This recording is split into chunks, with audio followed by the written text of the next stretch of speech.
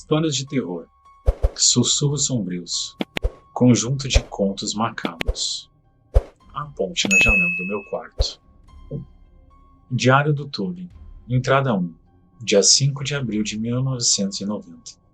Então, eu pedi ao meu pai para me comprar esse diário. Ele sempre foi um ótimo pai, mesmo que não seja o mesmo depois de que minha mãe morreu. Ele sempre insistiu em me ensinar e escrever as coisas. Ele disse que as palavras são as coisas mais importantes que existem. Ele escreve livros para viver, então acho que ele meio que quer que eu faça isso também. Ele pareceu bem feliz quando eu disse que queria escrever algumas coisas, então ele me comprou esse diário, realmente legal, com tipo uma capa de couro.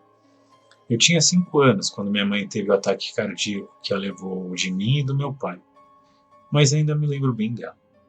Eu tenho 9 anos agora, mas ainda sinto a falta dela. Às vezes, começo a esquecer o rosto dela, mas temos muitos álbuns de fotos e coisas assim que eu olho bastante. Meu pai fica realmente triste às vezes, e eu até o ouço chorar à noite. Ele tentou namorar um pouco, mas sempre diz que ninguém se compara à mamãe. Seria estranho se ele conhecesse alguém, no entanto. Quero dizer, eu teria que chamá-la de mãe, mesmo que ela fosse apenas uma mulher qualquer? Eu ainda quero que meu pai seja feliz, mesmo que isso seja constrangedor para mim. Eu não queria realmente que esse diário escrevesse sobre as coisas tristes, mas ouvi dizer que é bom colocar esse tipo de coisa no papel para ajudar as pessoas a lidar com elas. Ainda assim, não foi por isso que eu pedi ao meu pai. A questão é que algumas coisas estranhas acontecem à noite às vezes. Quero dizer, eu acho que não são coisas estranhas, tanto quanto apenas uma coisa estranha. Só acontece a cada 2 semanas, e às vezes apenas uma vez por mês. Então suponho que não seja realmente um grande problema. Isso vem acontecendo desde antes da minha mãe morrer, mas me assustou no início. Acho que eu era apenas uma criança boba da primeira vez que vi, mas agora estou mais velho e sei que não é normal. Comecei a perguntar ao meu pai sobre isso, mas soou como loucura quando eu disse em voz alta. Então eu disse a ele apenas que estava brincando. É tipo uma ponte que se estende a partir da janela do meu quarto. Ela meio que me lembra aquelas pontes de madeira que você vê nas florestas, mas é incrivelmente longa. A primeira vez que eu realmente olhei para ela, fiquei um pouco assustado, porque ela não estava lá antes e de repente estava. Parece que eu poderia simplesmente abrir a janela e atravessá-la. Mas e se ela desaparecer enquanto eu estiver nela? Eu não quero cair no chão nem nada, mas eu realmente quero ver para onde ela vai. Ela apareceu outro dia, então acho que não voltará por um tempo. Escreverei mais quando ela aparecer. Entrada número 2, dia 2 de maio de 1990. A ponte voltou ontem à noite. Eu não estava me sentindo bem, então nem fui olhar para ela. Eu podia vê-la pela janela, no entanto. Ela fez barulhos desta vez também. Eu tenho epilepsia ou algo assim, mas não consigo dizer direito. Isso faz com que meu corpo faça coisas estranhas às vezes, e eu meio que apago depois. Meu pai diz que eu tenho alguns outros problemas também, mas eu não sei realmente. Eu tenho que tomar um monte de pílulas, todos os dias, e algumas delas me deixam um pouco tonto, mas o papai diz que eu tenho que tomá-las. Nada disso era o que estava de errado comigo ontem à noite, no entanto. Eu acho que eu peguei um resfriado ou algo assim.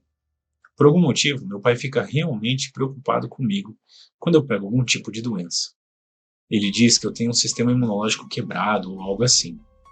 Eu odeio quando ele usa palavras grandes. Às vezes acho que ele inventa. Eu não me sinto bem, de jeito nenhum, embora. Talvez eu me sinta melhor da próxima vez que a ponte aparecer. Entrada 3, dia 14 de setembro de 1990. Estou me sentindo melhor agora. Tenho outra pílula nova que preciso tomar, mas o médico disse que vai me ajudar a combater as infecções. Não vejo a ponte há muito tempo. Não sei se ela se cansou esperando por mim sair do hospital. Acho que eu não esperaria por alguém que parecesse que ela se mudou. Mas está tudo bem. Meu pai começou a conversar com uma das enfermeiras do hospital. Eles riram muito, e ela ficava tocando o braço dele. Ele fala com ela ao telefone bastante, E eles têm saído para jantar às vezes também. Ela é uma senhora legal, no entanto. É meio estranho vê-los de mãos dadas. Mas o papai parece realmente feliz. Pode ser estranho se eles se casarem. Mas eu não me importo. Ok, vou brincar agora. Não posso escrever em você o dia todo, diário. Entrada 4, dia 29 de outubro de 1990. O Halloween está quase aqui. Estou tão animado. Papai diz que eu não posso sair para pedir doces por muito tempo, porque está meio frio lá fora. E ele não quer que eu fique doente de novo. Aposto que posso convencê-lo a me deixar ficar fora por mais um tempo, no entanto. A enfermeira Mandy vai estar lá também. Eu sei que ela não resiste aos meus olhos de cachorrinho. Ela é realmente uma senhora legal, e tem estado muito em casa ultimamente. Achei que eu vi ela discutindo com o papai na outra noite. Mas ele me disse que estavam apenas assistindo um filme assustador e ela gritou muito. Perguntei se eu poderia assistir o filme também, mas ele me disse que era só para adultos. Eu pude assistir alguns filmes meio assustadores, mas eram apenas assustadores para crianças. A Nickelodeon tem passado alguns desenhos bobos e assustadores, mas são realmente divertidos. Eles passaram um especial de Halloween do Garfield e eu gosto muito deles. Até tem Piratas Fantasmas.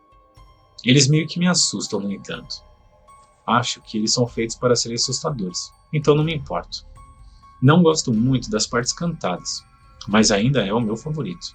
Eu também gosto do especial do Charlie Brown, mas ainda não passou. Então, a ponte voltou, ontem à noite novamente. Eu realmente queria abrir a janela e subir nela dessa vez, mas ainda me deixa nervoso. Tentei ficar acordado a noite toda para ver quanto tempo ela ficava lá, mas acabei adormecendo depois de um tempo. Ela ficou lá por muito tempo, no entanto. Não sei quando eu apaguei, como a enfermeira Mandy diz, mas sei que a ponte estava lá por horas antes de eu fazer isso. Eu realmente quero ir lá em breve, mas não quero perder o dia de ação de graças ou Natal se ela desaparecer antes de eu poder voltar. Seria realmente ruim se eu chegasse do outro lado e ela desaparecesse. Vou me certificar de usar o meu relógio quando eu for, no entanto. Se levar, horas para eu atravessá-la, talvez eu apenas volte imediatamente. Sei que meu pai ficaria preocupado se eu ficasse fora por muito tempo. A enfermeira Mandy vai pedir uma pizza em breve, então vou tomar meu banho antes que ela chegue. Estou realmente com fome. Entrada número 5, dia 23 de dezembro de 1990. Está quase na hora do Natal. Eu sei que foram muitos pontos de exclamação, mas eu estou louco de animação. Eu fui super bem este ano, mesmo que eu tenha socado bem o garoto da casa do lado, bem na boca na semana passada. Ele estava zombando de mim, porque eu sou educado em casa, e ele me chamou de deficiente. Não sei o que isso significa, mas o papai disse que era uma coisa horrível de se chamar. Eu não deveria dizer palavras assim, mas acho que não conta se eu escrever. Mesmo que eu não tenha entendido, ainda me deixou bravo, e eu dei um soco nele. Ele é tipo uns 2 anos mais velho do que eu, mas chorou como um bebê. Eu sei que foi maldade, eu não deveria ter feito isso, mas meu pai apenas riu disso. Ele disse que o Papai Noel me perdoaria porque eu estava me defendendo. Espero que ele esteja certo. Eu tenho trabalhado muito para ser extra bom este ano. Eu realmente quero um Super Nintendo. Eu acho que eles fabricam no Polo Norte, mas espero ter sido bom o suficiente para ganhar um. Papai disse que tem um bom pressentimento sobre isso, mas disse que não pode fazer promessas ou nada, porque o Papai Noel pode ser imprevisível ou algo assim. De qualquer forma, a ponte voltou, 3 vezes desde a última vez que eu escrevi aqui. Eu não subi nela, no entanto. Eu realmente queria da última vez.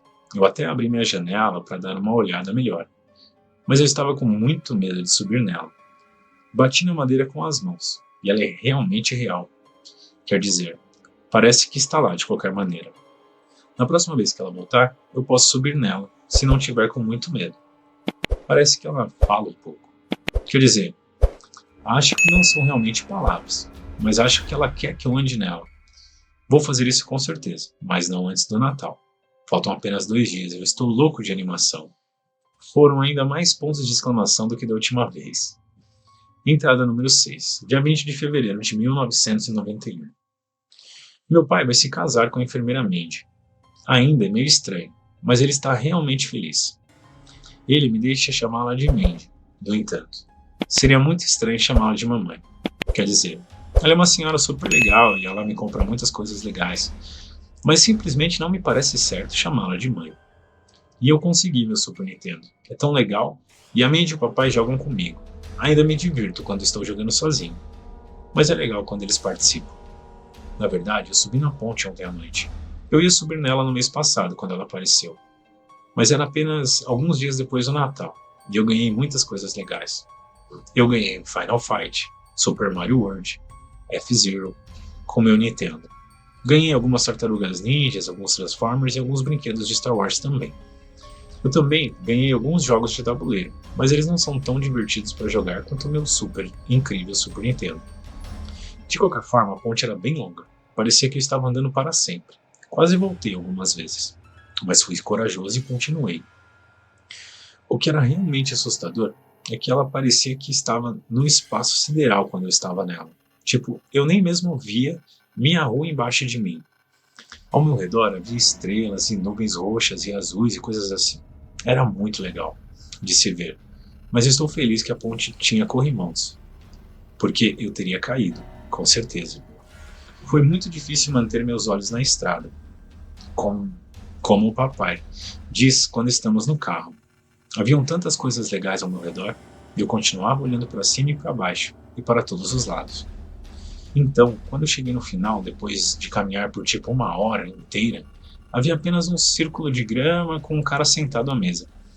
Ainda havia espaço ao nosso redor, mas também havia um lago estranho ao lado do campo redondo. Havia um cara sentado em um barco, mas eu não conseguia ver como ele era, porque ele estava usando um capuz e não olhou realmente para mim. Ele meio que me assustou um pouco, mas o outro cara na mesa era um velho muito simpático. Ele tinha uma longa barba e até cabelos super longos que estavam amarrados atrás da cabeça. Ele meio que parecia que podia ser o irmão do Papai Noel ou algo assim, mas ele não usava um terno vermelho nem nada. Ele usava uma espécie de vestido estranho que parecia um pouco como um roupão do meu papai. Me perguntei se ele tinha acabado de sair do banho antes de eu aparecer. Talvez ele estivesse nadando num lago brilhante em que o barco estava. Ele era um pouco estranho, eu acho, mas ele era muito legal e me pediu para jogar um pouco com ele. Eu perguntei que tipo de jogo, porque meu pai me alertou sobre estranhos que queriam jogar jogos estranhos com crianças como eu. Mas eram apenas jogos de tabuleiro. Perguntei a ele o que ele tinha, e ele disse o que eu quisesse. Foi louco, porque ali não havia nenhuma caixa nem nada. Eu perguntei se ele tinha Hungry Hippos ou Sorry, porque eu era muito bom nesses. Ele pegou debaixo da mesa e tirou os dois. Foi muito legal, porque eu nem tinha visto eles antes lá. Então, ele disse que só tinha tempo para jogar um, mas me disse que eu teria que ir com ele caso eu perdesse. Isso meio que me assustou, porque eu não queria deixar meu pai ou o Super Nintendo, mas eu tinha um bom pressentimento de que poderia vencê-lo. Ele parecia inteligente e tal, mas eu sou incrível no Hungry Hippos. Eu totalmente chutei a bunda dele. Ele nem teve chance. Ele realmente parecia feliz que eu ganhei, e sorriu muito. Os dentes dele eram super brancos para um homem tão velho. Provavelmente eram dentaduras ou algo assim, mas pareciam reais. Então, ele se despediu e me disse que eu também deveria ir. Eu corri de volta pela ponte, mas voltar para minha casa foi muito mais rápido do que ir para longe dela. De qualquer forma, foi bem legal. Mas eu estava feliz em voltar para o meu quarto. Meu corpo se sente cansado muitas vezes. Mas não senti isso quando estava na ponte, ou quando estava com um velho. Assim que voltei pela minha janela, fiquei louco de sono. Eu simplesmente caí na minha cama e adormeci. Foi um tempo bem legal, mas não sei se eu vou voltar da próxima vez. Entrada 7, dia 6 de setembro de 1991. Isso é realmente estranho. Eu voltei para a ponte quando ela voltou um mês depois da última vez. Eu não ia ir, porque meu corpo estava se sentindo muito mal, mas lembrei que me senti muito bem quando eu fui lá. Joguei Monopoly com um velho dessa vez, porque também sou muito bom nisso. E o jogo durou muito tempo, tipo, super loucamente longo. Ainda chutei a bunda dele, mas quando voltei para o meu quarto, não era o meu quarto. A ponte não tinha mudado de direção nem nada, mas me levou para um hospital. Eu estava muito cansado quando eu passei pela janela e simplesmente caí na cama quando eu estava lá. Mas quando eu acordei, era tipo 6 meses depois. Meu pai e a enfermeira mente correram para dentro quando eu acordei. E eles disseram que eu estive em coma ou algo assim. Isso é estranho, porque meu pai me ensinou tudo sobre vírgulas quando eu estava me ensinando a escrever. E ele nunca me disse que eu poderia pegar uma. Ele disse que era um tipo diferente de vírgula, mas ainda não entendi. Ele me disse que eu tive uma crise epilética muito ruim ou algo assim, e foi isso que me fez entrar em coma. Eu contei a ele sobre a ponte, e ele disse que eu não preciso mais ir nela, mesmo que ele não acredite em mim. Ele disse que provavelmente era um produto da minha imaginação ou um sonho estranho que eu tive, mas eu não deveria ir lá, de qualquer maneira. Eu disse a ele como isso fazia meu corpo se sentir melhor, mas ele ainda disse que não. Isso meio que chupa, porque eu realmente gosto do velho que joga os jogos comigo. E não quero que ele pense que eu estou bravo com ele ou algo assim. Acho que eu não vou mais, no entanto. Eu não quero fazer meu pai chorar de novo. Ele não faz isso desde que se casou com a enfermeira Mandy, mas ele estava chorando como um bebê quando eu acordei. Eu disse a ele que eu estava arrependido e disse que não era minha culpa, mas ainda assim me senti meio mal por isso. Eu peguei esse diário para escrever sobre coisas estranhas, então não sei se eu vou escrever mais. Eu meio que gosto disso, mas a maioria das coisas que eu faço é muito chata para escrever, eu acho. Eu acabei de voltar para casa hoje, mas queria escrever algumas coisas antes de esquecer. Pai e Mandy querem que eu jogue Super Nintendo com eles, então vou fazer isso. Entrada 8, dia 17 de junho de 1992. Eu quase tinha esquecido do meu velho diário até encontrá-lo debaixo da cama. Estamos nos mudando para um novo bairro, mas meu pai não está me deixando ajudar muito a empacotar as coisas. Ainda assim, peguei algumas caixas para empacotar algumas das minhas coisas. Ele tem estado bastante ocupado com a mudança, então eu não quero que nenhuma das minhas coisas se perca ou estrague. Fiz 11 anos na semana passada, e minha ortografia está muito melhor agora. Eu li o que tinha escrito antes, e nem percebi o quão ruim eu era. Ainda tenho problemas com algumas das palavras maiores, mas estão melhorando. Meu corpo se sente muito pior esses dias, no entanto. Eu acho que é por isso que o papai não quer que eu ajude muito com a minha mudança. Minha epilepsia tem estado um pouco melhor ultimamente, mas meu sistema imunológico está tendo mais problemas agora. Eu tive que fazer um monte de testes depois do meu coma de 6 meses, e os médicos descobriram que eu tenho leucemia ou algo assim. Eu tenho que fazer esses tratamentos horríveis, e eles fazem meu corpo se sentir ainda pior. Meu pai diz que a cidade para onde estamos nos mudando é perto de uma clínica que pode me ajudar mais do que os médicos daqui. Eu odeio todos os testes de tratamentos, mas Mandy diz que eles são apenas para me ajudar a me sentir melhor. Mas eles só me fazem me sentir péssimo. Eu me sinto meio mal quando estamos tendo que nos mudar para uma nova cidade só por minha causa. Papai disse que ele trabalha de casa de qualquer maneira, mas Mandy vai ter que trabalhar em algum hospital totalmente novo. Ela diz que não se importa, mas ainda me sinto meio mal. Eu acho que tudo vai dar certo, no entanto. Pelo menos, eu sou educado em casa, então não tenho que me preocupar em ser estranho perto de outras crianças. A ponte ainda tem aparecido a cada mês ou mais. Eu fiz o que o papai me pediu e nunca mais subi nela. Eu realmente queria, quando me senti mal, no entanto. Eu acho que não vou ter que me preocupar com isso quando nos mudarmos. Ela me levou para o hospital, mas não acho que ela saberá onde me seguir até a casa nova. Me pergunto se o velho está bravo comigo, por não ir mais vê-lo. Acho que não importa realmente. Vou terminar de empacotar as coisas agora. Talvez eu escreva novamente quando chegarmos à nova casa. Então, da 9, dia 8 de novembro de 1992. Então, estamos na casa há alguns meses agora. É bem legal, mas meu quarto agora fica no primeiro andar. Meu pai disse que estou fraco para ter que subir e descer escadas agora, e eu acho que ele está certo. Tenho me sentido muito mal ultimamente. Nem pude ir pedir doces ou travessuras este ano, o que realmente foi ruim. Mesmo que meu quarto esteja bem ao lado de uma grande árvore, a ponte ainda me encontrou de novo. É realmente estranho como ela simplesmente corta a árvore, mas é uma árvore completamente de novo pela manhã. Eu realmente queria subir lá ontem à noite. Tudo dói agora. Os novos médicos estão tentando variar coisas novas. E eu ainda tenho que fazer os tratamentos horríveis também. Eu costumava ter medo de agulhas, e elas sempre me faziam chorar, mas agora não me incomodam mais. Mandy diz que eu sou um alfinete agora. É bem engraçado, e a maneira como ela diz isso me faz rir. Mas eu só quero ser uma criança normal. Eu vejo as crianças do bairro brincando em seus quintais, mas eu nem mesmo posso sair de casa mais, a menos que seja hora de ir ao médico. Eu só queria poder ser como as outras crianças às vezes. Eu tenho muitos brinquedos e coisas que outras crianças não têm, mas eu quero ser capaz de correr também. Acho que não deveria reclamar disso. As coisas sempre podem ser piores. Meu pai diz quando eu estou me sentindo para baixo. Aposto que eu poderia correr pela ponte, no entanto. Acho que eu vou tirar uma soneca. Entrada 10 de 8 de março de 1993. Eu subi na ponte novamente ontem à noite. Eu sei que não deveria, mas eu só quero não doer um pouco. Foi bom ver o velho novamente. Ele parecia realmente feliz em me ver também. Ele meio que parecia um pouco triste, mas ele não estava bravo comigo por ficar longe. O que foi super incrível dessa vez foi que minha mãe estava lá.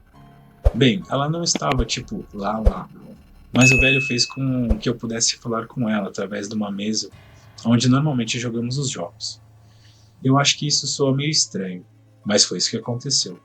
A mesa é redonda e geralmente apenas um pedaço sólido de madeira, mas ele fez algumas coisas legais.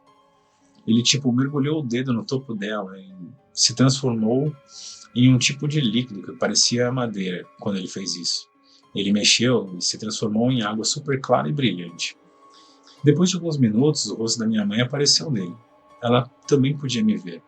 Eu sabia que era ela imediatamente, mesmo que eu não olhe muito para as fotos mais. Ela começou a chorar quando me viu, e eu também. Eu sei que eu estou mais velho agora, e eu não deveria chorar mais, mas eu chorei. Eu podia ouvir a voz dela, mas parecia que estava muito longe. O velho disse que só poderíamos conversar alguns minutos, mas foi incrível. Eu tinha esquecido o quanto sentia falta dela. Depois que tive que dizer adeus, o velho disse que não tínhamos tempo para um jogo completo, mas ainda assim tínhamos que jogar algo. Ele disse que faz parte das regras, seja lá o que isso significa. Ele apenas tirou um baralho de cartas e colocou na mesa, que tinha voltado a ser de madeira. Ele me disse que a carta mais alta ganha. Então eu apenas peguei a de cima. Ele dividiu o baralho 2 e pegou a próxima. Ele tinha um 3 de ouros e eu tinha um 6 de espadas. Ele riu e me disse que eu peguei de novo, e eu também ri. E eu o abracei antes de ir embora, porque ainda me sentia mal por ficar longe. Ele me disse que as pessoas normalmente não fazem isso aqui, mas ele não se importava. Eu acenei adeus e voltei para casa. Assim que cheguei no meu quarto, meu corpo começou a doer novamente, e eu voltei para a cama. Foi realmente estranho, porque assim que me deitei e fechei os olhos, um cara empurrou as minhas pálpebras de volta e brilhou uma lanterna nela. Eu nem mesmo tinha visto mais ninguém no meu quarto, mas meu pai e Mandy estavam lá, com outro cara com a luz. O cara era um paramédico, disse meu pai. Ele me disse que eu tive um episódio, seja lá o que isso signifique, mas disse a ele que eu acabei de voltar. Eu não queria dizer a ele que eu fui na ponte novamente, mas meio que tive que fazer isso. Ele não ficou bravo, no entanto. Ele começou a chorar novamente, e eu tive que voltar para o hospital estúpido.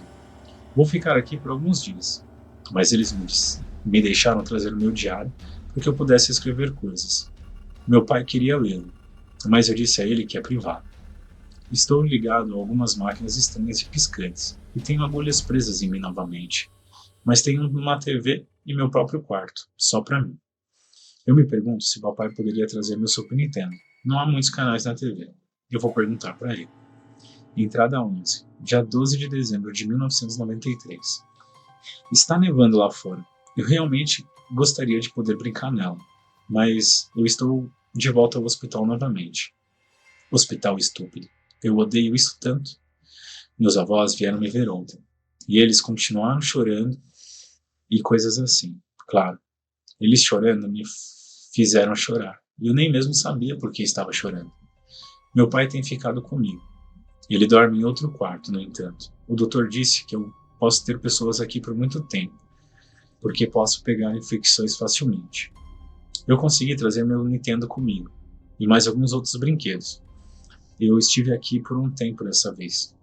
Eu acho que não é tão ruim, mas eu não acho que eu vou estar em casa para o Natal. Eu me pergunto se o Papai Noel vai me trazer presentes aqui, ou se eu vou ter que esperar até voltar para casa. Talvez o pai ou o Mandy possam trazê-los para mim. Dói me mover muito hoje em dia, mas aposto que posso desembrulhar um presente como um campeão. Meu cabelo caiu. Eu fiquei chateado com isso por um tempo, mas acho que está tudo bem. Era difícil lavá-lo quando eu estava no hospital da última vez, e às vezes também coçava. Minha cabeça fica realmente fria sem cabelo. Isso é realmente estranho, mas Mandy diz que eu pareço bonito com a cabeça careca. E isso também é estranho. A ponte tem estado fora da janela o tempo todo que eu estive aqui. Eu apenas continuo querendo sair de lá, mas não sei se posso com todas as máquinas ligadas em mim. Eu nem mesmo sei como abrir a janela aqui. Acho que não preciso sair no frio, no entanto. Eu nunca realmente prestei atenção se estava frio ou quente na ponte. Acho que quando eu voltar a dormir, acho que vou voltar a dormir. É difícil para mim ficar acordado por muito tempo, hoje em dia. Talvez seja todo o remédio que eles continuam me dando. Estou realmente cansado, no entanto. Entrada 12, dia 26 de dezembro de 1993. O Papai Noel deve ter vindo ao hospital. Eu tinha tantos presentes quando acordei no dia de Natal. Eu precisei pedir ajuda do meu pai para abrir, porque eu estou muito fraco agora. No entanto, consegui alguns jogos novos para o meu Super Nintendo. Ontem, eu, meu pai e a Mandy jogamos bastante. Foi muito divertido, mas eu me cansei rapidamente. Mesmo assim, continuei jogando. Há um tempo que eu não via meu pai sorrir tanto. Ele e Mandy estavam se divertindo tanto que eu não contei a eles que estava me sentindo mal. Acho que estou prestes a ir para a ponte novamente. Ela parece diferente agora, como se estivesse mais brilhante de alguma forma. Há alguns minutos, ela ficou reluzente, mas de uma maneira como se ela estivesse me chamando. Há alguém lá fora na ponte. Essa nunca aconteceu antes. E eles estão se aproximando da janela. É minha mãe. Mamãe está lá fora. É realmente ela. Vou lá fora agora. Sinto muito, não posso escrever mais. Mas ela está batendo no vidro. Escreverei mais amanhã. Estou tão feliz. Essa foi a última entrada no diário do Tom. Nós o perdemos no dia seguinte ao Natal, naquela noite nevada de 1993. Ele sofreu por tanto tempo e a dor de perdê-lo antes mesmo dele ter a chance de realmente viver ainda me traz mais lágrimas até hoje. Ele já tinha epilepsia e uma imunossuficiência grave antes de ser atingido pela leucemia. Sabíamos que ele não tinha chances. Apesar de toda a dor pela qual ele passou, ele sempre foi uma criança feliz. Minha esposa, Mandy, tinha acabado de entrar em sua vida, e ela o amava como se fosse dela. Havia algo nele que trazia alegria a qualquer pessoa que o conhecesse. E eu nem consigo descrever o quanto doeu quando ele se foi. Mandy e eu trouxemos uma filha ao mundo no início de 2002. Eu estava preocupado por estar ficando velho demais para criar outra criança. E ainda estava assombrado pela perda do meu primeiro filho. Mas Grace me fez sentir jovem novamente. Ela teve a sorte de nascer feliz e saudável. Foi ela quem me trouxe de volta à vida depois que perdi meu filho. Ela era tão maravilhosa quanto o irmão, e nos certificamos de que ela o conhecesse, mesmo que nunca se encontrasse. Às vezes, ela até beijava a foto dele antes de dormir. Perdi minha esposa para um derrame 2 anos atrás. Foi repentino e dilacerante, mas tivemos uma vida boa juntos. Mesmo nos momentos mais difíceis, ela ficou ao meu lado, quando a morte do meu filho me levou ao limite, e eu sinto falta dela. Minha vida teve seus momentos maravilhosos e terríveis. À medida que me aproximo do meu 64º ano nessas terras, acredito que tenho pouco tempo restante. Fui diagnosticado com câncer no pulmão em estágio 3, um ano antes de perder a minha esposa. Tem sido uma batalha difícil no último ano, mas encontrei paz com isso. Tive que enterrar 2 esposas e o filho que eu amava com todo o meu coração. Eu acho que estou pronto para o que quer que esteja por vir. Minha maravilhosa filha já está frequentando a universidade nos últimos 2 anos, mas ela está voando aqui, até aqui agora. Infelizmente, não acredito que eu estarei por perto para vê-la mais uma vez. Na última semana, uma ponte tem ficado ao lado de fora da janela do meu quarto do hospital. Eu sempre acreditei que fosse apenas um conto fantástico, criado pela incrível imaginação do meu filho, mas agora sei o que significa. Enquanto estou sentado aqui, olhando pela janela, consigo ver 3 figuras ao longe, caminhando pela ponte em minha direção. Não tenho mais medo. Estou deixando para Grace uma mensagem de desculpa por não poder estar aqui para vê-la novamente. Sei que ela tem uma vida maravilhosa pela frente, e meu único arrependimento é que não poderei ver ela se tornar a incrível mulher que eu sei que ela será. Vou pedir a ela que publique essas palavras finais como uma mensagem do meu amado todo. Se você alguma vez ver uma ponte do lado de fora da sua janela, não tenha medo. Nada realmente termina. A gaveta da cozinha. Caro Tomás, saiba que eu te amo, irmão. Não tenho certeza do que você encontrará esperando por você no balcão da cozinha, além deste caderno. Espero que nada, mas não custa verificar o chão para garantir que algum dedo não tenha rolado fora de parte do balcão. Você e eu acabamos de desligar o telefone e você está a caminho daqui. Isso me dá tempo suficiente para escrever esta carta e terminar o que comecei. Quero que você entenda que só ameacei queimar este lugar comigo dentro para fazer você vir. Foi a única maneira que encontrei para fazer você deixar a cidade e dirigir até a fazenda. Você teria achado que eu estava louco se eu tivesse dito por telefone que resolvi o mistério de por que nunca encontramos o corpo da mamãe. A resposta está dentro da gaveta da cozinha. Claro, eu também estarei fora quando você chegar. Eu diria adeus pessoalmente, mas para mim, aceito o meu estado físico atual como um processo contínuo da minha própria ação nas últimas 24 horas. Para você, me ver ou melhor, o que restou de mim seria um choque assustador. Como você sabe, Carol e as crianças se mudaram para a casa do novo namorado dela no ano passado. O que você não sabe é que minha vida tem se deteriorado desde então. Ou talvez tenha começado muito antes da traição dela. Ela diz que eu afastei ela e as crianças. Provavelmente é verdade. As pessoas que estão mais próximas de nós sempre percebem nosso declínio antes mesmo de nós percebermos que estamos em queda livre. Pouco depois deles irem embora, eu perdi o meu emprego. Parei de pagar minhas contas. Parei de socializar.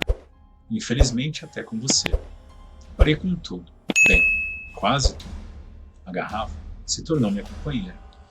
Acho que sou mais parecido com o pai do que jamais gostaria de ser. Então, é claro que eu estava bebendo quando Carol apareceu no meu apartamento e exigiu que eu assinasse os papéis do divórcio. E isso não correu nada bem. A garrafa se certificou disso. Então, eu fugi e vim para cá. Pelo que eu posso perceber, ninguém entrou aqui desde que fomos retirados e colocados num abrigo para meninos. Triste pensar que essa casa nunca teve uma segunda chance de ter uma família feliz. Por mais sombria que tenha sido nossa infância, eu ainda imaginava nossa casa na condição justa que a mãe a mantinha durante nossa juventude. Então, quando cheguei aqui 2 dias atrás, fiquei consternado ao ver o quão decadente ela se tornara. O tempo e a ação do clima têm prejudicado o telhado e a estrutura de madeira, tornando-a doentia. Na verdade, o bairro ao redor parece ruim, como se a atrocidade tivesse se espalhado da nossa casa e infectado a cidade toda. E, como você pode ver, por dentro é pior. Sem eletricidade, sem água, sujeira, mofo, o cheiro de abandono poluem o ar. Os pisos de madeira estão podres, as paredes pintadas estão lascadas e as forradas com papel estão se descascando. Eu não olhei em volta muito, já que não há muito sobre o qual eu queira relembrar. Não, embriagado como eu estava, meu objetivo estava claro. Entrei na cozinha cheia de cocô de rato e teias de aranha, quase me decepcionei ao ver o lado de fora da gaveta da cozinha corroído com a alça de aço enferrujada. No entanto, eu tive o choque que estava esperando quando abri a gaveta. Vazia, limpa e inalterada com o tempo. Veja por si mesmo, Tomás. Mas eu te aviso, não coloque nada na gaveta. Ainda não. Com muita curiosidade, examinei a gaveta. Primeiro, tentei tirá-la, deslizando-a ao longo das suas trilhas. Mas a gaveta não queria sair. Então, senti a parte interna do armário e todas as suas partes eram robustas e lisas. Olhei de perto as rodas e trilhos de metal e os encontrei brilhantes e intactos. Então, não faz sentido que a gaveta seja impossível de remover e ainda mais ilógico que ela esteja em tão boas condições após 2 décadas de negligência. Mas como você deve se lembrar, essa gaveta tem uma história. Mamãe sempre reclamava que o armário era grande demais para guardar documentos importantes. No entanto, acabou se tornando o único lugar da casa onde ela e papai colocavam todo tipo de coisa. Foi a mamãe que costumava dizer que a gaveta comia o recheio: contas, cartas, canetas e lápis. Sempre que papai ficava furioso por uma conta ou qualquer coisa com informações importantes se perdeu, mamãe jurava que ela tinha colocado na gaveta e agora tinha sumido. E papai batia nela. Mais tarde, ela nos contava que a gaveta comia o que ela foi punida por perder. Concordávamos, mas como deve ter sido terrível para a mamãe sentir-se padronizada pelos próprios filhos enquanto corava seus olhos roxos e lábios inchados. Fortaleça seu coração, querido irmão, pois você deve ler as palavras que nunca me permitiu dizer pessoalmente. Respeitando seus desejos, mantive um segredo sombrio que nem mesmo Carol, nem os policiais que nos interrogaram naquela noite sabem. Na noite que papai matou a mamãe, eu vi a gaveta comer algo. Papai e a garrafa passaram um dia juntos quando alguém apareceu na fazenda e lhe entregou um envelope. Você e mamãe estavam no andar de cima. O homem foi embora, e papai abriu o envelope bem na minha frente. Como sempre fomos pobres, meus olhos devem ter se arregalado tanto quanto os dele ao ver todas aquelas notas de $100. Foi a primeira vez que vi 2 coisas: notas de $100 e um sorriso de papai. Ele estava surpreso enquanto contava em voz alta as 5.000 notas. Lembre-se, isso não foi um momento compartilhado entre nós. Eu era apenas uma testemunha. Ele estava tão bêbado que nem me viu sentado no canto da mesa, fazendo a minha lição de casa. Eu observei guardar o dinheiro de volta no envelope e ir até o armário da cozinha. Ele abriu a gaveta, colocou o envelope lá dentro e a fechou. Então, ele voltou para a sala de estar para compartilhar a notícia com a garrafa e ligar para alguém no telefone de casa. Mamãe desceu as escadas e começou a lavar a louça. Eu juro a você, irmão, ela não abriu aquela gaveta. Mas quando o papai desligou o telefone e voltou para a cozinha, a primeira coisa que fez foi abri-la. Seu rosto dizia tudo. A raiva se acendeu como um interruptor que tinha sido acionado. Papai jogou tudo para fora da gaveta, até que não restou nada, e ele a acusou de roubar o dinheiro dele. Ela não fazia ideia do que ele estava falando, e isso não o impediu de machucá-lo. Eventualmente, papai me notou. Eu levei alguns golpes também, enquanto era forçado a negar que tinha roubado o dinheiro dele. Ele me mandou para o meu quarto, e foi lá que eu fiquei, como um covarde, enquanto mamãe lutava por sua própria respiração. Sempre admirei você por escapar pela janela do seu quarto, ir até os vizinhos e chamar a polícia. Fico feliz que papai tenha sido pego, literalmente com as mãos na massa.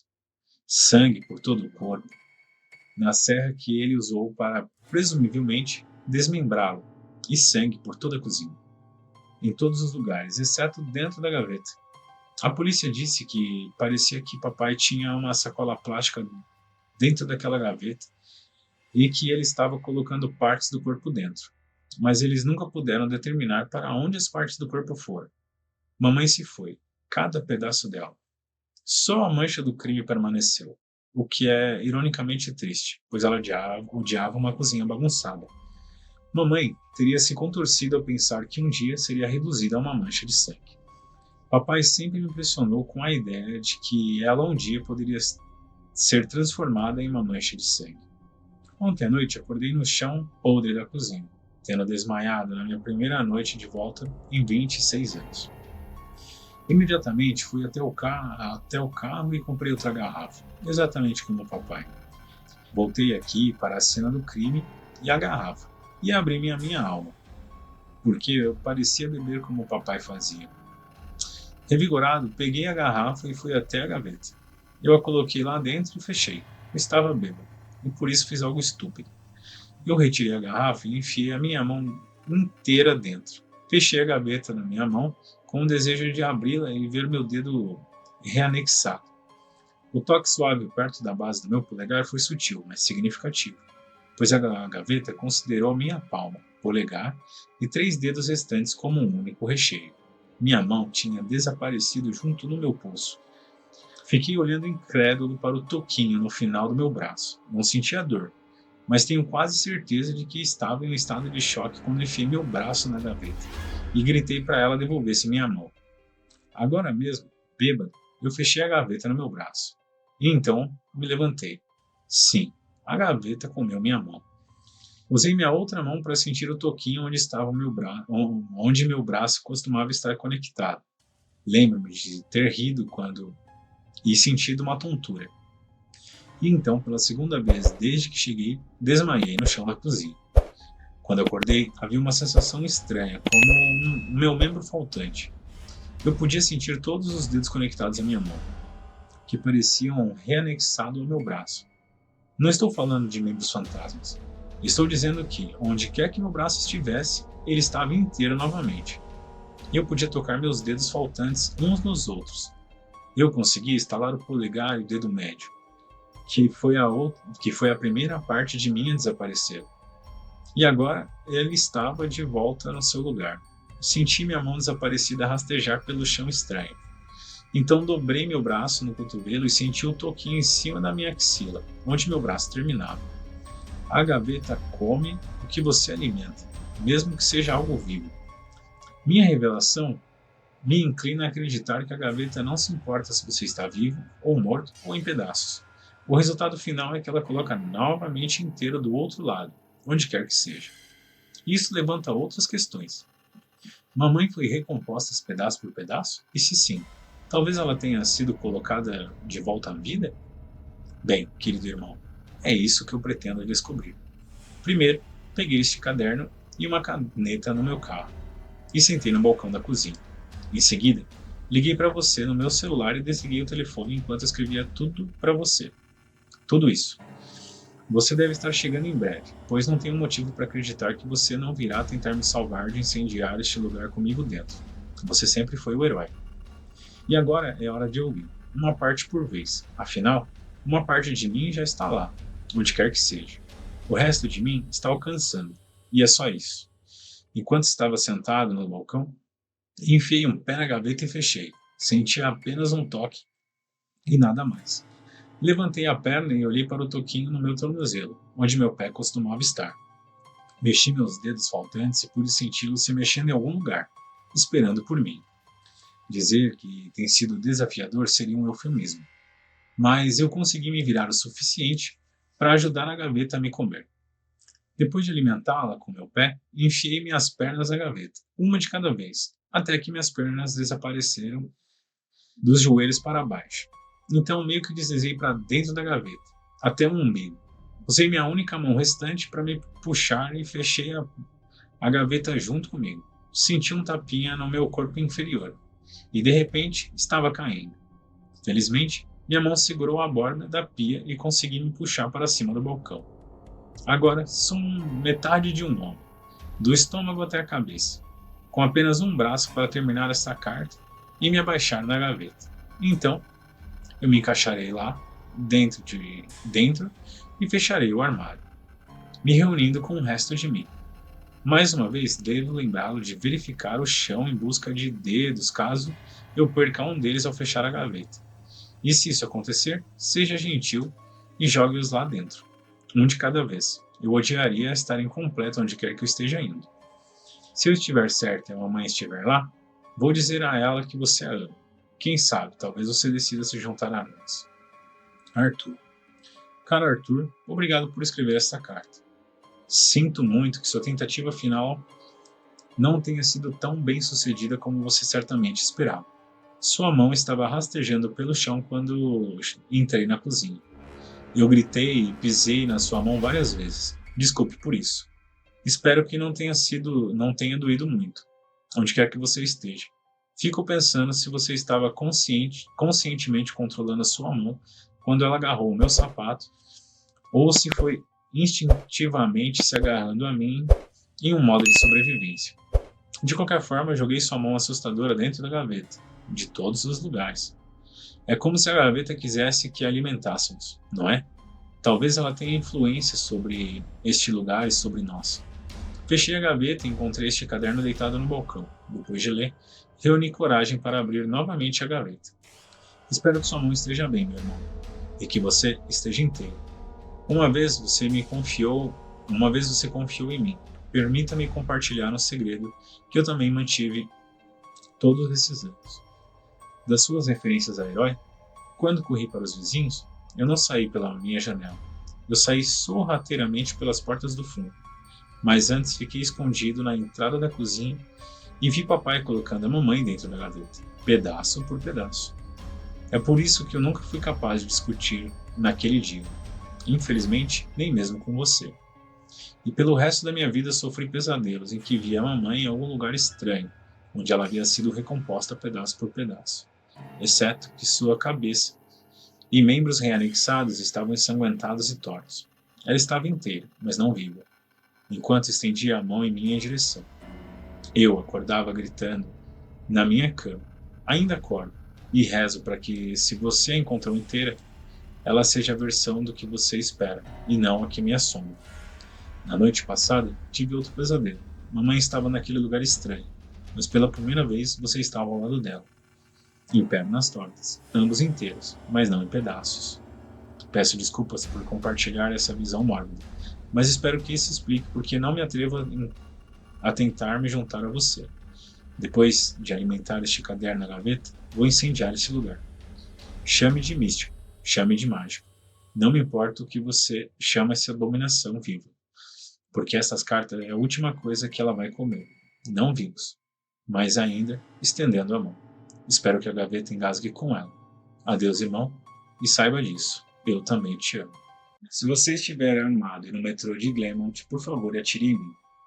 Se você estiver armado no metrô de Glenmont, por favor, atire em mim. Faça com um tiro na cabeça. Mire na minha têmpora, ligeiramente para baixo. Preciso que a bala percorra a menor distância possível através do meu cérebro antes de atingir meu hipocampo. Se eu tiver sorte, a sensação do tiro rasgando meu crânio só vai durar algumas décadas. Por mais terrível que isso soe, você está me fazendo um enorme favor. A morte por um tiro na cabeça, o mais rápido possível. É infinitamente melhor do que a alternativa. Meu pesadelo começou há mais de 10.000 anos, às 10h15 da manhã de hoje. Eu ganho dinheiro extra participando de testes de drogas. Sou um sujeito saudável que toma medicamentos experimentais para avaliar os efeitos colaterais. Uma vez, foi um remédio para os rins. Algumas vezes, era algo para a pressão arterial ou colesterol. Essa manhã, eles me disseram que a droga que eu tomei era uma substância psicoativa destinada a acelerar a função cerebral. Nenhuma das drogas que testei até agora fez algo por mim, no sentido recreativo.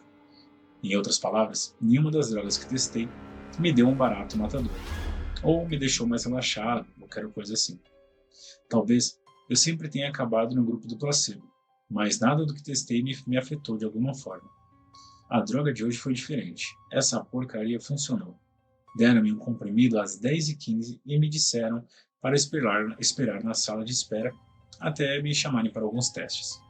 Só há cerca de 30 minutos, disse meu assistente de pesquisa. Eu me joguei no sofá da sala de espera e li alguns artigos de uma cópia da revista Psychology Today, que estava na mesa do café.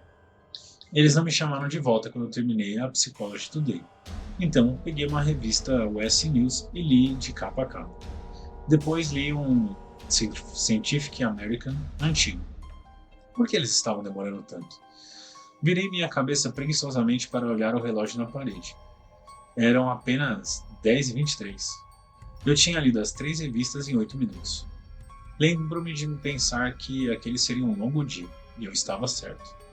A sala de espera tinha uma pequena estante com alguns livros usados. Quando me levantei para ir até a estante, parecia que minhas pernas mal funcionavam. Não é que estavam fracas, eram apenas lentas. Demorou um minuto inteiro apenas para eu me levantar do sofá e outro minuto para dar 2 passos até a estante. Fiz uma varredura nos livros antigos da prateleira e escolhi uma cópia do Moby Dick. Meus braços tinham os mesmos problemas que minhas pernas. Só estender um deles para pegar o livro demorou muito tempo. Eu realmente fiquei entediado esperando minha mão alcançar a lombada do livro. Arrastei-me de volta para o sofá e desabei nele, em uma queda em câmera lenta, que me lembrou os saltos de baixa gravidade do astronauta na Lua. Abri Moby Dick, lentamente, e comecei a ler. Comecei com Chame-me Ismael e cheguei até o ponto em que Ahab joga o seu cachimbo no mar, que estava lá pelo capítulo 30, antes de me chamarem de volta. Como você está se sentindo? Perguntou meu assistente de pesquisa. Eu me sinto lento, respondi. Na verdade, é o contrário. Tudo parece lento porque você está tão rápido. Mas minhas pernas, meus braços, eles estão se movendo em câmera lenta. Seu corpo parece estar se movendo devagar porque seu cérebro está mais rápido. Seu cérebro está funcionando 10 ou 20 vezes mais rápido do que o normal. Você está pensando e percebendo a realidade em um ritmo acelerado, mas seu corpo ainda está limitado pelas leis da biomecânica. Francamente, você está se movendo muito mais rápido do que uma pessoa normal. Ela pantominou uma corrida. Mas seu cérebro está tão acelerado agora que até mesmo a sua caminhada rápida parece muito lenta para você. Pensei na minha queda em câmera lenta no sofá da sala de espera. Mesmo que meus músculos estivessem mais lentos, meu corpo ainda reagiria à gravidade da mesma forma. Mas na sala de espera, até mesmo na minha queda fui em câmera lenta. Músculos lentos não explicariam por que a gravidade parecia mais fraca. Meu cérebro estava funcionando a velocidades hipersônicas. Foi assim que consegui ler 3 revistas e os primeiros 30 capítulos de Moby Dick em 15 minutos. Eles fizeram uma série de testes em mim. Os testes físicos foram divertidos. Eles me fizeram malabarismo com 3 bolas, depois com 4, depois com 6. Eu não tive problemas em manter 6 bolas no ar, porque elas pareciam estar se movendo tão devagar. Foi chato, francamente, esperar que cada bola passasse por sua trajetória para que eu pudesse pegá-la com as minhas mãos em câmera lenta e jogá-la de volta ao ar. Eles jogaram chirrios no ar e eu os peguei com rachis. Eles deixaram cair um punho de moedas e eu contei o valor total antes que elas chegassem ao chão. Os testes cognitivos foram menos divertidos, mas muito esclarecedores. Complete um caça-palavras de 50 palavras, 3 segundos. Resolva um intricado labirinto desenhado em uma folha de papel do tamanho de um pôster, 2 segundos. Veja uma apresentação de slides projetada em 10 imagens por segundo e responda as perguntas detalhadas sobre o que eu vi, 95% de precisão. Eles me disseram que eu marquei mais de 250 na escala Knopf. Aparentemente, isso está bem no nível super-humano de velocidade de pensamento. Então, eles me mandaram para casa. Vai passar em algumas horas, disseram eles. O que parecerá dias para você. Tente aproveitar os efeitos residuais para fazer algum trabalho. Responda os e-mails do trabalho enquanto ainda estiver no modo alta velocidade. A viagem de volta para casa foi horrível. Foram apenas 3 paradas de metrô e em tempo real durou cerca de 35 minutos. Mas o meu tempo acelerado pelas drogas pareceu dias. Dias! Só o ato de sair da sala das pesquisas médicas até o elevador parecia ter levado 1 hora. Eu saí correndo do escritório pedindo a minhas pernas para me empurrarem mais rápido, mas as leis da biomecânica me mantinham um prisioneiro. Por mais acelerado que meu cérebro estivesse, eu não conseguia fazer nada para fazer as minhas pernas se moverem mais rápido. A enorme desconexão entre meu corpo e minha mente tornava extremamente difícil julgar como e quando desacelerar, virar ou girar meu corpo. Eu basicamente me transformei em um gigante esquisito em câmera lenta. Errei o cálculo da minha velocidade e bati na parede do botão do elevador com uma certa velocidade. Mesmo que eu pudesse ver a parede se aproximando de mim, não consegui fazer o meu dedo estendido para pressionar o botão do elevador. Se afastar mais rápido o suficiente e acabei batendo contra a parede, com força. A dor foi intensa. Se meu cérebro estivesse funcionando a uma velocidade normal, provavelmente doeria por apenas 30 segundos ou algo assim. Mas no meu estado acelerado, A dor intensa parecia durar meia hora, 45 minutos talvez. A viagem de elevador foi horrível. Parecia que eu passei 4 ou 5 horas apenas descendo 7 andares, sem nada para olhar além do interior do elevador. Corri para a estação do metrô e tenho que admitir, essa parte foi quase divertida. Mesmo que o meu corpo se movesse em uma velocidade que para mim parecia super lenta, eu ainda podia escolher cuidadosamente como e onde colocar os pés, balançar os meus braços e girar o meu torso. Levei apenas uma quadra ou duas para me acostumar a ter um cérebro que funcionava duas dúzias de vezes mais rápido do que o meu corpo. Depois disso, basicamente, corri e dancei o resto do caminho, desviando e driblando entre as pessoas na calçada e desviando dos carros em movimento com centímetros ou minutos de folga.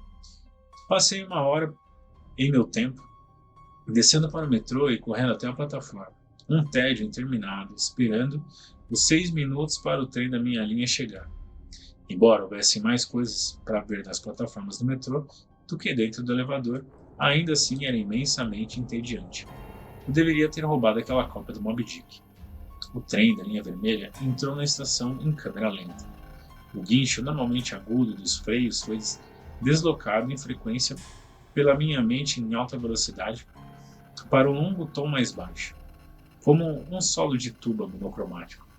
Não era apenas o trem do metrô que estava 3/8 abaixo do normal. Todo o som foi desacelerado, a um ponto de quase inaudível. As vozes desapareceram, mudadas abaixo da frequência limite na minha audição. Eu consegui ouvir apenas um bebê chorando em meu carro no metrô. Seus gritos soavam como canções de baleia, sons agudos como buzinas de carro e caminhões passando por buracos na estrada. Eram rugidos baixos e abafados, como trovões distantes. De volta ao escritório de pesquisa, eu ainda conseguia ouvir e me comunicar com a equipe de pesquisa. Mas agora a comunicação verbal com qualquer pessoa seria impossível. Os efeitos das drogas ainda estavam intensificados. Passei o que pareceram dias dentro daquele maldito trem na linha vermelha. Dias. Ouvi o canto das baleias e o solo de tuba dos freios por tanto tempo. Ontem as vozes comuns foram deslocadas para fora da minha faixa auditiva. Os odores não pareciam ter me afetado. Eu nunca fiquei invisível ao cheiro do odor corporal, ao cheiro dos freios do trem, à mistura de peidos e outros odores que flutuavam pelo vagão do metrô. Finalmente cheguei em casa. Corri para fora do trem o mais rápido possível, levando horas do meu tempo para fazê-lo. Nem me dei ao trabalho de trancar a porta. Isso levaria muito tempo. Desci as escadas. É mais rápido do que o elevador se você correr. Atravessei o saguão, saí pela porta da frente e cheguei à rua. Essas poucas coisas pareciam um longo dia de trabalho. Corri pelas ruas, dançando e contornando os pedestres com uma destreza que, para eles, deve ter parecido sobre-humana. Desci a primeira escadaria do metrô, atravessei o patamar, outra hora e depois a segunda escadaria. Foi quando o efeito Ambien me atingiu. O Ambien não me deixou com sono, nada disso. Em vez disso, deve ter tido uma séria reação cruzada com a droga experimental que tomei de manhã. Eu estava descendo a segunda escadaria, movendo-me em câmera lenta, mas ainda fazendo progresso perceptível. Então, zás, tudo parou. O rugido monótono do barulho da rua e do metrô cessou, substituído pelo silêncio mais perfeito que eu já experimentei. Meu movimento para baixo parecia estar completamente congelado. Antes que o ambiente tivesse efeito, minha percepção do tempo era talvez algumas centenas de vezes mais lenta do que o tempo real. Depois que o ambiente entrou em ação, o tempo passava milhares de vezes mais devagar. Cada segundo parecia anos para mim. Mesmo apenas mover os olhos para ficar em um novo ponto era como uma rolagem impressionantemente lenta feita pelo meu campo visual. O som abafado da rua e do metrô cessou, substituído pelo silêncio mais perfeito que eu já experimentei. Essa parte aqui eu te copiei.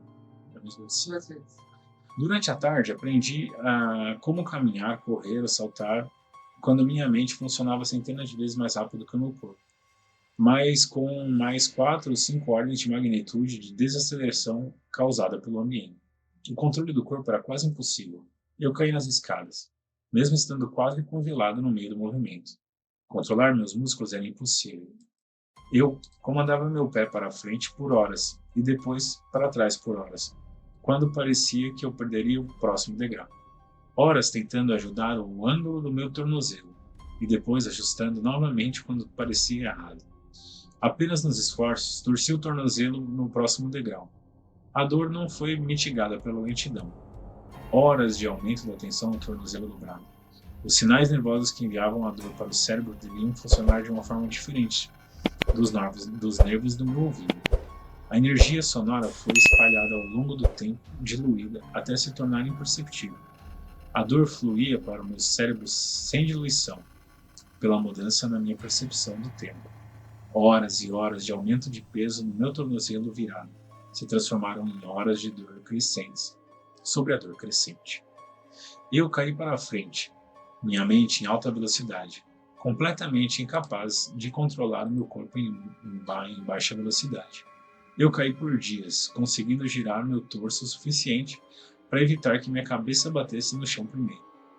Finalmente aterrissei no meu ombro direito. No início, o impacto nem foi notado, então senti uma leve pressão no ombro quando ele entrou em contato com o chão.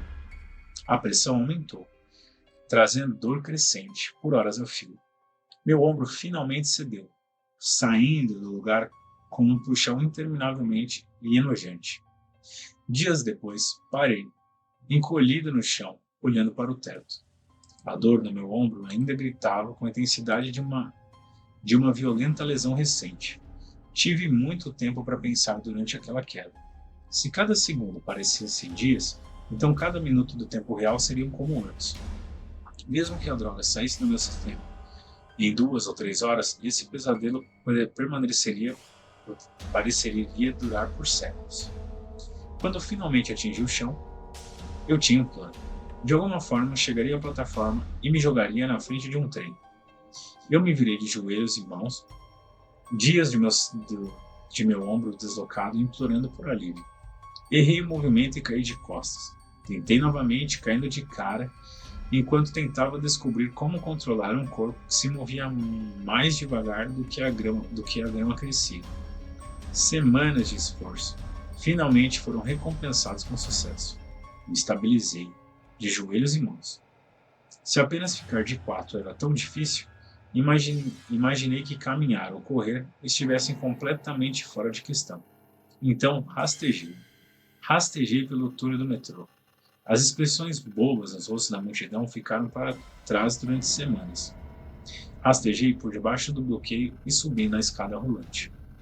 A escada rolante despejou a multidão na plataforma durante a mesma velocidade com que uma geladeira derrama gelo no mar. Olhei para a plataforma lotada durante a minha interminável descida. O painel de status do trem informava que o próximo trem chegaria em 20 minutos. 20 minutos eram como um ano para mim. Teria que passar um ano na plataforma do metrô esperando para morrer. Rastejei para fora das escadas rolantes, enfrentando dias de expressões estúpidas nos rostos dos passageiros. Rastejei alguns metros até o banco de concreto e me encolhi ao lado dele, tentando encontrar uma posição para aliviar a minha dor no ombro. Então, meu problema com o tempo piorou. Impossivelmente piorou. A desaceleração massiva nas escadas foi apenas o começo da interação da droga experimental e o ambiente. Tudo atingiu seu auge enquanto eu estava encolhido ao lado do banco. Pisquei os olhos. Anos de escuridão se seguiam. O som já havia desaparecido, e com o piscar dos olhos, a visão também desapareceu. Tudo o que existia era a dor da minha queda. Minha mente hiperacelerada não perdeu tempo em compensar a falta de estímulos sensoriais. Vozes falaram comigo. Cantaram para mim em línguas que nunca existiram. Padrões, rostos e cores vinham e iam na minha mente. Eu relembrei toda a minha vida e imaginei viver outra. Esqueci o inglês, afundei em uma profunda angústia. Falei com Deus. Tornei-me Deus. Imaginei um novo universo e eu criei com os meus pensamentos.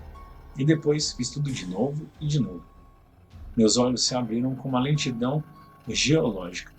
Um brilho tênue, semanas. Uma fenda de luz, semanas. Uma visão estreita da plataforma do metrô. tornozelo dos passageiros próximos e um anúncio na parede oposta. Retirei meu celular do bolso. Um projeto que levou décadas. Como posso explicar o tédio? A dor no meu ombro não se compara ao tédio. Cada pensamento que posso ter já pensei centenas de vezes. A visão dos tornozelos e anúncios nunca muda. Nunca. O tédio é tão intenso que é tangível, como um objeto sólido de metal e pedra encaixado em meu crânio. Inescapável. Quais são as minhas opções? Se eu rastejar e cair nos trilhos sem um trem se aproximando para me esmagar, eu não vou morrer. Vou experimentar ainda mais dor com a queda de 4 pés, mas provavelmente serei resgatado por algum benfeitor na plataforma e incapaz de agir quando o trem finalmente chegar. Meu sofrimento nesse cenário será infinito. Então, espero pelo trem, para que eu possa me jogar debaixo dele. Quando finalmente me atingir, vou experimentar a dor de ser despedaçado por séculos, até que finalmente a luz da vida deixe meu cérebro e a minha experiência termine. Vivi centenas de vidas aos pés deste banco. Eu sou espiritualmente muito mais velho do que qualquer ser humano que já existiu. A maior parte da minha experiência na vida tem sido um instantâneo de dor encolhido no chão da plataforma do metrô, como uma visão imutável de tornozelos e anúncios. Essa postagem é o meu plano B, minha última esperança, meu lance de longa distância. Passei vidas inteiras digitando e postando essa mensagem na esperança de alguém ler e se convença de que meu sofrimento deve acabar. Alguém nessa plataforma agora. Alguém que encontrará o homem encolhido embaixo do banco. O homem que rastejou pela escada rolante e o matará o mais rápido possível, uma bala na tenda. Se você estiver armado, na estação Brennan, por favor, atire em mim. Meu pai me puniu quando falei com fantasmas. Eu sou cego desde o nascimento. Conforme eu crescia, tudo me era descrito em detalhes tão vívidos que eu nem percebia porque era tão importante enxergar. Especialmente, sem um ponto de referência para comparar, vivíamos em uma casa térrea. Era isso que meu pai dizia. E minha mente, é claro, eu conseguia ver, mas de uma forma diferente das pessoas que enxergavam. Eu tinha consciência espacial. Sabia onde ficava o meu quarto, onde estava o banheiro, a sala de estar e a cozinha. Cada parede tinha a sua própria textura. Não sei se foi intencional, ou se conseguia sentir coisas que os outros nunca percebiam. Eu raramente tropeçava, apenas quando meu pai ou algum visitante colocava algo onde não deveria. Geralmente eram os visitantes, e meu pai gritava. As visitas eram pouco frequentes e breves quando aconteciam. Meu pai dizia que eu não deveria falar com eles, pois isso o perturbava. Ele ficava preocupado quando eu via algo que ele não via. Enxergava com meus ouvidos ou pelo toque. A primeira foi Ellie. Ela parecia ser muito doce. Perguntou-me meu nome e por que meu rosto era tão estranho. Ela estava na sala de estar. Eu podia ouvir onde ela estava pelo som da sua respiração. Sons nasais fortes, como se o nariz estivesse entupido. Quando meu pai ficava resfriado, ele sempre respirava pela boca, com grandes inspirações, pois não estava acostumado. Quando as pessoas mencionavam meu rosto, eu sempre o tocava, tentando entender por que era tão estranho para elas. Quando eu perguntava se podia tocar o rosto dela, sempre havia uma pausa. Eu adivinhava que as pessoas não enxergavam o que enxergavam, nunca faziam isso. Por que precisariam? Quando eu perguntei a Ellie se podia tocar seu rosto, ela concordou, relutantemente. Mas, momentos depois, meu pai entrou na sala e me perguntou com quem eu estava falando. Eu disse, com ninguém. Ele sempre me punia quando eu falava sobre eles. Acho que isso o assustava. Ele pegava meu braço e me arrastava para longe. Eu ficava desequilibrado e desorientado, a ponto de, quando ele finalmente me soltava, minhas mãos procuravam freneticamente meu entorno até eu saber onde eu estava. Normalmente eu estava no meu quarto, mas de vez em quando ele me deixava do lado de fora, em algum lugar desconhecido. E isso era o pior. Eu ficava perdido e assustado. Ele me falou sobre a estrada que passava em frente à casa e explicou que os sons que eu ouvia eram carros e que eles me matariam se me tocassem. Esses sons eram a única coisa Era a única forma que eu tinha de reconhecer o meu entorno. Eu esperava ouvir um deles, e assim saber em que direção correr de volta para casa. Ouvi Ellie naquela noite. Ela sussurrou para mim, dizendo que estava com medo, e eu sussurrei de volta, mas ela não ouviu. Perguntei ao meu pai sobre Ellie. Ele não queria falar sobre ela, e eu perguntei por quê. Ele não respondeu. Quando eu contei o que ela perguntou sobre o meu rosto, ele me perguntou como eu respondi. Eu disse que queria tocar o rosto dela, e ele riu. Mas eu sabia que ele não estava feliz. Eu consegui ouvir a diferença. Quando você ri por prazer, abre a boca, bem ampla. Quando é uma risada fingida, a boca quase não se mexe. Para mim, a diferença é óbvia. Foi só quando eu era mais velho que ele explicou. Ele disse que vivíamos em um lugar especial, conectado ao outro mundo. Às vezes, pessoas mortas conseguem passar. Pessoas que morreram com dor e queriam se comunicar com os vivos. Ele explicou que, como não conseguia ver, eu conseguia sintonizar isso. Eles sabiam que eu estava ouvindo quando os outros não estavam. Ele disse que eu tinha que ignorar, caso contrário, eles se apegariam a mim e nunca me deixariam. Tudo o que os mortos querem é voltar à vida, disse ele. Era perigoso, e eles tentariam me enganar. Ele disse que sabia como lidar com eles, mas não poderia ajudar se eles se apegassem a mim. Alex apareceu para mim alguns anos depois. Ela me disse que estava perdida e não sabia onde estava. Eu disse a ela que não podia falar com ela. Mesmo assim, ela implorou por ajuda. Eu fiquei em silêncio, sabendo o que aconteceria se eu dissesse algo.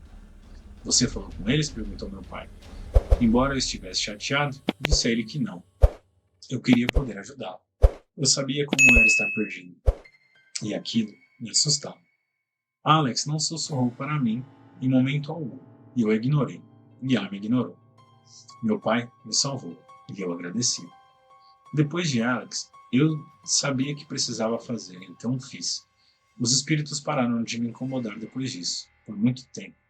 Isso foi até Sarah aparecer. Sarah não me deu chance de ficar calado. Eu estava sozinho na sala de estar e ouvindo a televisão. Ajuda, ela disse. Eu preciso encontrar um caminho para sair. E eu fiquei quieto. Você consegue me ouvir, não consegue? Ela perguntou, surpresa. Eu não posso falar com você, eu disse a ela. Por favor, ela implorou. Eu estou com medo, estou perdida, quero ver meu pai. Eu segurei firme os braços da cadeira e disse a ela que não podia. Ele está morto, ela disse. Eu não respondi. Seu pai está morto, ela disse novamente.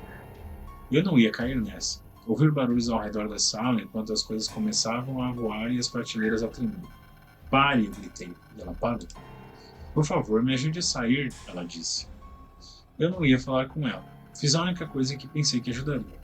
Deixei a porta da frente destrancada, esperando que ela saísse e se perdesse, assim como eu faria. Quando não ouvi mais nada, tranquei a porta e voltei a me sentar. Escutei atentamente em busca de qualquer sinal de que ela ainda estava lá. Exceto pelo som da TV, estava tudo em silêncio. Eu odiava quando meu coração acelerava. Eu ficava muito consistente da sensação de tic-tac, de subir e descer no meu peito, como se estivesse prestes a explodir. Quando ouvi a voz do meu pai, gritei. Filho, ele disse, preciso da sua ajuda. Acho que estou morrendo. Fiz o que ele me disse para fazer. Não falei. Se ele morresse, nunca me deixaria. Em vez disso, corri para o ar livre e gritei por ajuda. Gritei até minha voz ficar rouca. Ouvi o som de carros correndo pela estrada em frente à minha casa. Gritei até ouvir alguém responder. Era uma mulher. O que aconteceu? Eles perguntaram. Eu disse que achava que meu pai estava morrendo. E eles perguntaram o que havia acontecido com meu rosto. Implorei para que me ajudassem, e eles prometeram que eu faria. Sentei-me na grama e esperei. Algum tempo depois, a mulher voltou até mim e perguntou se podia segurar a minha mão. Sinto muito, ela disse. Ouvi o som de sirene e pessoas correndo, e perguntei o que estava acontecendo. A mulher disse que estava ali por mim. Conforme o barulho diminuía, o homem me fez uma pergunta. Sou paramédico, ele disse. O que aconteceu com seu rosto? Eu disse que estava bem. Ele perguntou se eu tinha certeza, e eu disse que sim. Ele perguntou se eu importava que ele tocasse meu rosto, e eu disse que estava tudo bem. Um momento depois, senti uma pressão se aliviar ao redor da minha testa e o ar ficou frio contra a minha pele. Parecia que ele estava descascando uma laranja. Imaginei isso em minha cabeça e fiquei preocupado que ele estivesse expondo o meu interior. Gritei e perguntei o que ele estava fazendo. E ele me disse que tudo já ia ficar bem. E a mulher apertou a minha mão dizendo para eu ser corajoso. Eu não sabia o que estava acontecendo. Senti uma dor intensa dentro da minha cabeça. Como quando você bate a canela em algo duro, seguida por algo que eu não entendi como um claro. Doía muito. Comecei a chorar. O que aconteceu com seus olhos? Perguntou o paramédico. E eu disse que era sangue. Ele pediu para examiná-los. A dor retornou quando ele os examinou. Você o conhece? Perguntou o homem à mulher que me ajudou. Ela disse a ele que eu estava gritando por ajuda e que ela veio me socorrer, mas que nunca tinha me conhecido antes. Há quanto tempo você tem essa lesão nos olhos? Ele me perguntou. Eu disse que era cego desde o nascimento. E ele perguntou se eu conseguia ver os dedos dele. Eu disse que não. Ele perguntou se eu podia abrir os olhos. Eu disse que não sabia o que ele queria dizer. Ele perguntou se eu podia abri-los para mim. E eu não respondi. Então senti os dedos dele no meu rosto, dedos cobertos por algo emborrachado. De repente, tudo ficou claro. Novamente, eu gritei. Ele tentou me acalmar. A mulher apertou minha mão novamente. Eu não sabia o que estava acontecendo. Coisas que eu não conseguia descrever me vieram à mente. Era como sempre foi, mas multiplicado 100 vezes mais, e muito mais real. Continuei gritando enquanto uma forma embaçada surgia em minha frente, diante de mim. Apenas respire, está bem? Disse o paramédico. Tudo ficará bem. Quando foi a última vez que você viu? Quando meu coração começava a se acalmar e minha respiração diminuía, fui distraído pelo que estava experimentando. Isso me sobrecarregou. Eu queria chorar e chorei. Há quanto tempo? Ele perguntou novamente. Nunca vi nada antes, eu disse a ele. Fui orientado a usar uma máscara nos olhos durante a maior parte do dia, só tirando à noite, no começo, para permitir que meus olhos se ajustassem. Ao mesmo tempo, fui entregue à guarda de minha tia e de meu tio, e nem sequer sabia disso no início. Eles ficaram chocados com o que aconteceu comigo, e que eu nunca tinha frequentado a escola. Os últimos anos têm sido uma montanha-russa. Os médicos disseram que talvez eu nunca tenha uma visão perfeita, mas o pouco que tenho é uma bênção de Deus. Eu aceitei o que pude ter. Só recentemente comecei a aprender a ler e escrever. Então peço desculpas se meu inglês não é o melhor. É o melhor que eu posso fazer. Tenho perguntado à minha tia o que aconteceu com meu pai, mas tudo o que ela diz é que ele morreu de um ataque cardíaco. Perguntei que tipo de homem ele era. Ela diz que ele era um irmão e que o amará, não importa o que. Meu tio não quer falar sobre isso de jeito nenhum. Tenho usado muito o computador recentemente e realmente estou gostando da internet. Não consigo acreditar que tal coisa exista. Depois de estar tão sozinho por tanto tempo, posso conversar com quem eu quiser, quando eu quiser. Embora eu seja cauteloso em relação a isso. Afinal, como posso saber se quem estou falando está vivo? Ninguém parece compartilhar as preocupações de meu pai sobre isso. Hoje, estava em um fórum discutindo o mundo espiritual. Fiquei tão feliz em encontrar as pessoas com quem eu pudesse me identificar. E alguém curioso sobre o meu nome de usuário me enviou um link para um artigo em um site de crimes reais. Era sobre meu pai e mencionava o meu nome. Eles me perguntaram quem eu era e se eu era a mesma pessoa. De acordo com o artigo, minha mãe tinha desaparecido logo após meu nascimento. Dizia que tinha sido amarrada para que não pudesse ver. Dizia que eu tinha sido amarrado para que eu não pudesse ver. E que meu pai sempre quis uma filha. Encontraram 14 corpos no porão. Diziam que uma escapou, uma garota chamada Sarah Frank. Ela foi quem chamou a polícia. Encontraram o carro do meu pai estacionado no fundo da casa. Supunham que ele levava suas vítimas para o porão através da entrada da tempestade e as deixava lá. Sarah conseguiu escapar, depois de concordar em ser sua filha. Após 4 dias de tortura contínua, ela o esfaqueou com uma faca que ele tinha colocado no balcão para passar manteiga nas torradas. Eu não queria acreditar nisso, não tenho certeza se acreditaria, se não fosse o nome das vítimas. 2 dos quais me chamaram a atenção, Ellie Fermer e Alex Reed. Eu tinha falado com ambos na sala de estar. Até hoje, pergunto-me se falei com ela e Alex, antes ou depois de ele a matá-las. Meu pai me puniu quando falei com fantasmas. Eu sou cego desde o nascimento. Conforme eu crescia, tudo me era descrito em detalhes tão vívidos que eu nem percebia porque era tão importante enxergar. Especialmente, sem um ponto de referência para comparar, vivíamos em uma casa térrea. Era isso que meu pai dizia. E minha mente, é claro, eu conseguia ver, mas de uma forma diferente das pessoas que enxergavam. Eu tinha consciência espacial. Sabia onde ficava o meu quarto, onde estava o banheiro, a sala de estar e a cozinha. Cada parede tinha a sua própria textura. Não sei se foi intencional, ou se conseguia sentir coisas que os outros nunca percebiam. Eu raramente tropeçava, apenas quando meu pai ou algum visitante colocava algo onde não deveria. Geralmente eram os visitantes, e meu pai gritava. As visitas eram pouco frequentes e breves quando aconteciam. Meu pai dizia que eu não deveria falar com eles, pois isso o perturbava. Ele ficava preocupado quando eu via algo que ele não via. Enxergava com meus ouvidos ou pelo toque. A primeira foi Ellie. Ela parecia ser muito doce. Perguntou-me meu nome e por que meu rosto era tão estranho. Ela estava na sala de estar. Eu podia ouvir onde ela estava pelo som da sua respiração. Sons nasais fortes, como se o nariz estivesse entupido. Quando meu pai ficava resfriado, ele sempre respirava pela boca, com grandes inspirações, pois não estava acostumado. Quando as pessoas mencionavam o rosto, eu sempre o tocava, tentando entender por que era tão estranho para elas. Quando eu perguntava se podia tocar o rosto dela, sempre havia uma pausa. Eu adivinhava que as pessoas não enxergavam o que enxergavam, nunca faziam isso. Por que precisariam? Quando eu perguntei a ela se podia tocar seu rosto, ela concordou, relutantemente. Mas momentos depois, meu pai entrou na sala e me perguntou com quem eu estava falando. Eu disse, com ninguém. Ele sempre me punia quando eu falava sobre eles. Acho que isso assustava. Ele pegava meu braço e me arrastava para longe.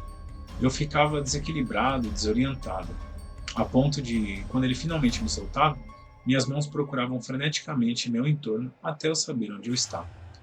Normalmente eu estava no meu quarto, mas de vez em quando ele me deixava do lado de fora, em algum lugar desconhecido. E isso era o pior. Eu ficava perdido e assustado.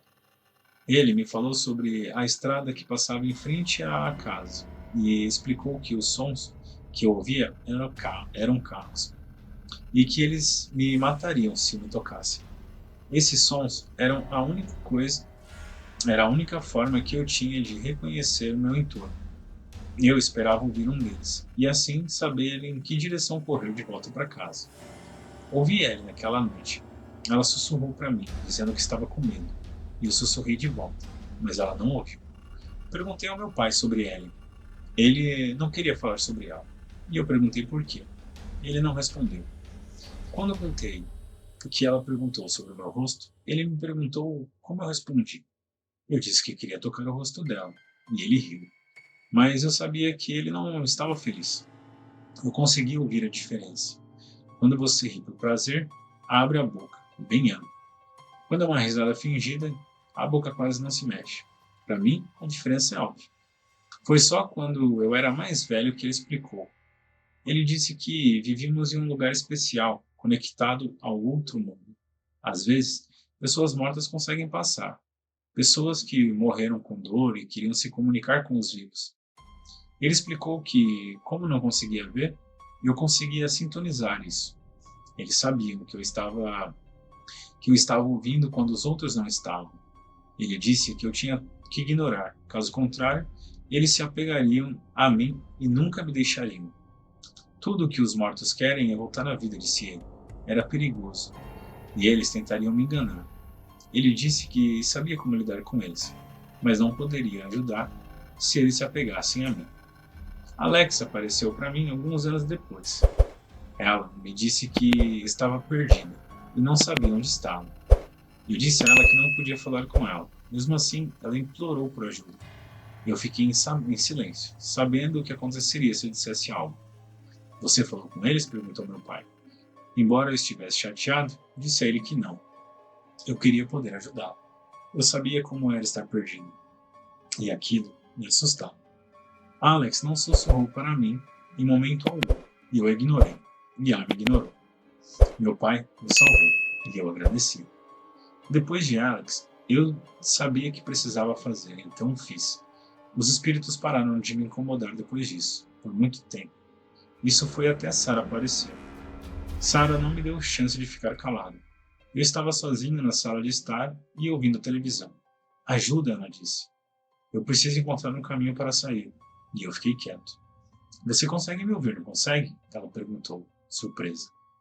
Eu não posso falar com você, disse ela. Por favor, ela implorou. Eu estou com medo, estou perdida, quero ver meu pai. Eu segurei firme os braços da cadeira e disse a ela que não podia. Ele está morto, ela disse. Eu não respondi. Seu pai está morto, ela disse novamente. Eu não ia cair nessa. Ouvi barulhos ao redor da sala enquanto as coisas começavam a voar e as prateleiras a tremer. Pare, eu gritei, e ela parou. Por favor, me ajude a sair, ela disse. Eu não ia falar com ela. Fiz a única coisa que pensei que ajudaria. Deixei a porta da frente destrancada, esperando que ela saísse e se perdesse, assim como eu faria. Quando não ouvi mais nada, tranquei a porta e voltei a me sentar. Escutei atentamente em busca de qualquer sinal de que ela ainda estava lá. Exceto pelo som da TV, estava tudo em silêncio. Eu odiava quando meu coração acelerava. Eu ficava muito consistente da sensação de tic-tac, de subir e descer no meu peito, como se estivesse prestes a explodir. Quando ouvi a voz do meu pai, gritei. Filho, ele disse, preciso da sua ajuda. Acho que estou morrendo. Fiz o que ele me disse para fazer. Não falei.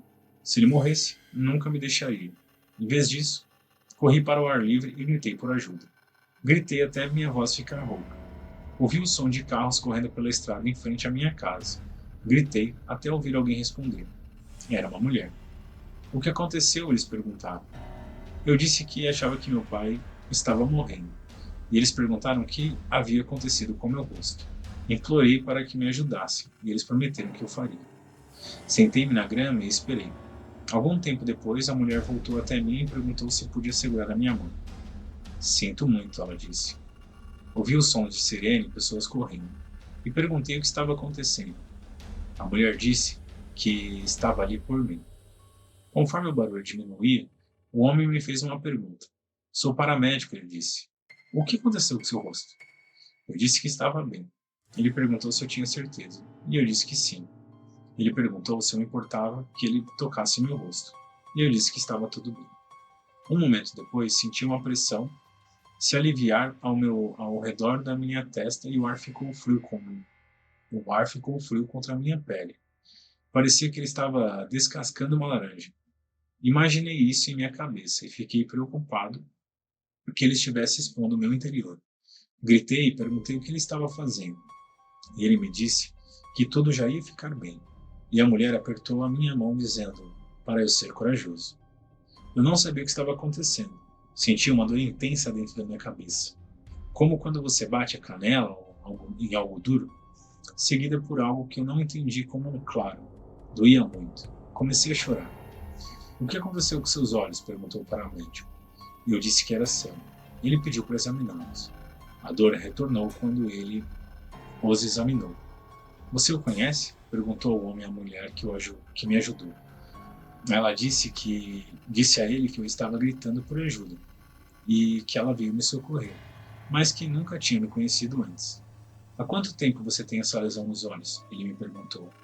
Eu disse que era cego desde o nascimento. E ele perguntou se eu conseguia ver os dedos dele. Eu disse que não. Ele perguntou se eu podia abrir os olhos.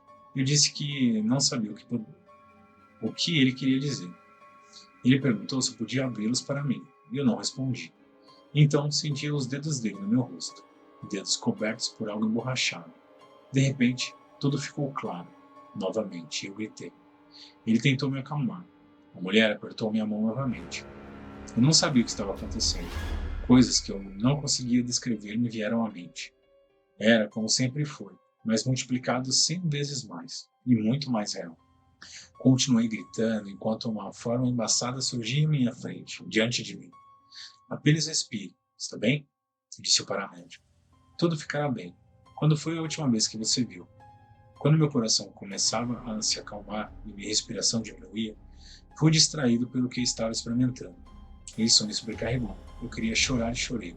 Há quanto tempo? Ele perguntou novamente. Nunca vi nada antes, eu disse a ele. Fui orientado a usar uma máscara nos olhos durante a maior parte do dia, só tirando à noite, no começo, para permitir que meus olhos se ajustassem.